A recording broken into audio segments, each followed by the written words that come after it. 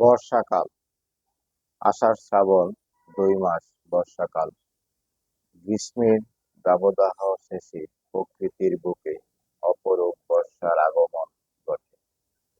এই ঋতুর প্রধান বৈশিষ্ট্য সজল মেঘে ছাওয়া আকাশ, কর্দমাক্ত মাঠঘাট, নদ নদী, খাল বিল, পুকুর ডোবা কানায় কানায় পূর্ণ, গাছপালার সতেজ রূপ ইত্যাদি। বর্ষাকালে বাতাসে মৌসুমী বায়ুর উপস্থিতি বেশি থাকার কারণে বৃষ্টিপাত বেশি হয়ে থাকে। মৌসুমী বায়ুর আগমনে জ্যৈষ্ঠের গুমোট গরমের ভাবটা কেটে গিয়ে প্রশান্তির একটা হাওয়া বয়ে যায়। আষাঢ় শ্রাবণে বর্ষার অজর বর্ষণ গোটা পরিবেশটাকেই প্রাণবন্ত করে তোলে। বর্ষার আকাশে ভেসে বেড়ায় সাদা কালো মেঘ, কখনো বৃষ্টি, কখনো মেঘ, কখনো রৌদ্র। ষড়ঋতুর অন্যতম বর্ষা ঋতু, যা বাংলাদেশের আবহাওয়া, পরিবেশ আর মানুষের মনোজগৎকে বদলে দেয়। অঝোর ধারায় বৃষ্টি স্নাত হয় ধরিত্রী, রোদে ঝলসে যাওয়া গাছপালা হয়ে ওঠে সবুজ প্রাণবন্ত।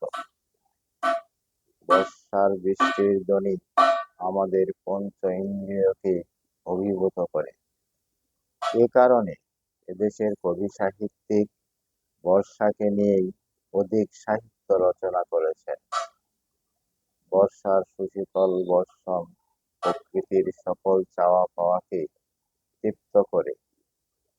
ছোট বড় সরোবর, ডোবানালায় অজস্র শাপলা শালুকের সমারোহ চোখে পড়ে। কদম কেয়ার স্নিগ্ধ হাসি কবি মনকে উদাসীন করে তোলে।